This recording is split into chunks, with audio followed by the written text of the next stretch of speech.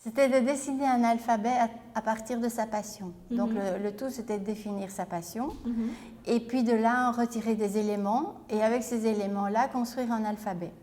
La nuance qui était un peu plus difficile ou compliquée pour les étudiants, c'était de dessiner des signes qui ne tenaient plus compte de toutes les règles de base qu'on avait toujours apprises, c'est-à-dire la ligne de pied.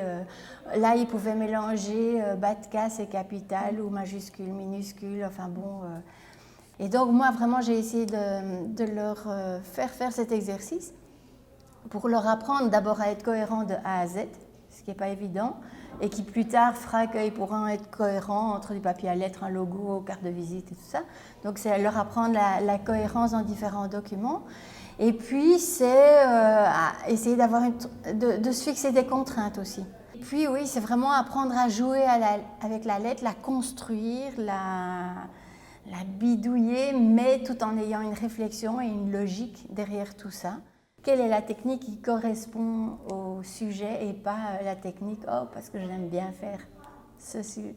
Enfin, j'aime bien cette technique-là et donc c'est vraiment essayer de suivre l'ordre de création du début à la fin, mais dans le bon ordre et pas en fonction de ce que j'aime, mais bien en fonction du sujet.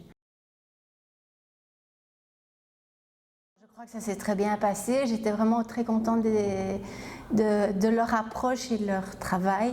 C'était un petit peu déstabilisant pour eux parce que je leur demandais justement d'oublier toutes les règles qu'ils avaient toujours apprises et qu'on leur a toujours imposées et de partir dans tous les sens, d'oublier les conventions, les règles, les bases de leur apprentissage et de s'éclater.